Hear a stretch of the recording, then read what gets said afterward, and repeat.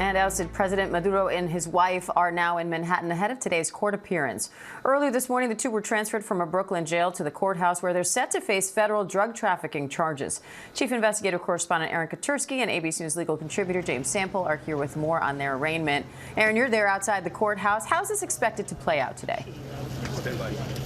Like any other criminal arraignment, and that's what's so extraordinary about this, because just a couple of days ago, Nicolas Maduro was leading a country with one of the world's most vast oil reserves.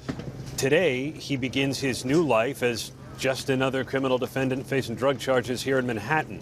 It's expected that he is going to enter a plea of not guilty and be ordered held without bail when he and his wife, Celia Flores, face a judge here for the first time a short while from now, Diane. His circumstances, of course, are extraordinary. Just given his arrival here today, taken in an armored Bearcat, flown across the river from jail in Brooklyn here to Manhattan, and then put back in the Bearcat, which backed into the loading dock here at court. All of this unfolding as cameras were capturing every single movement. Maduro seeming to crawl into the vehicle, had a little trouble hoisting himself up into the helicopter.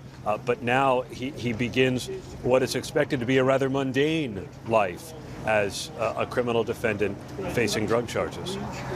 So, James, does Maduro have any special immunity or special privileges as a head of state? Well, he certainly advanced the argument, Diane, that he does, but it is an argument that historically has failed. And the most particular precedent that is pertinent for this context is that of Manuel Noriega, who was a head of state and who was nonetheless prosecuted in the United States.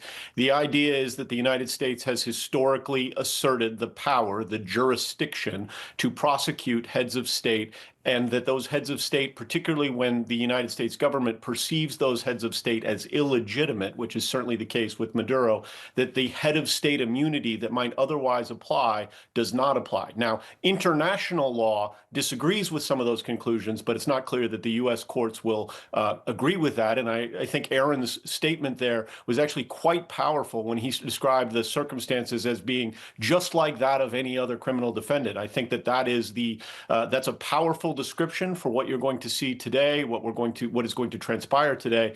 Certainly over the coming weeks and months, Maduro and his counsel will assert that he has head of state immunity. That has been an argument that has historically failed. The other argument he might try and advance is sort of bad capture, that the circumstances of his capture, that the fact that the capture pretty clearly violated the UN Charter, makes the prosecution illegitimate. But there is a long line of precedent in the United States, the Latin for which is mal captus bene detensus, which basically means bad capture, good detention, and the United States still has the power to put him on trial under that principle.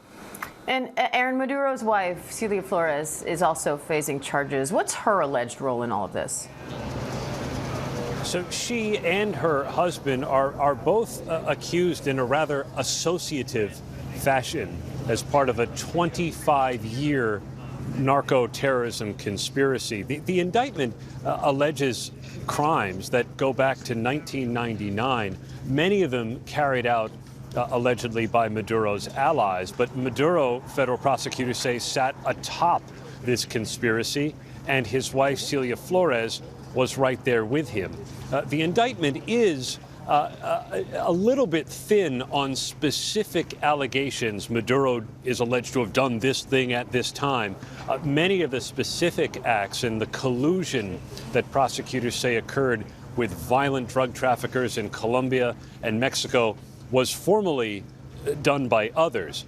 But the argument is that Maduro, as the leader of the country, was the one who corrupted the office, corrupted the state, all to enrich himself and use the spoils to stay in power. Aaron Katersky, James Sample, thank you both.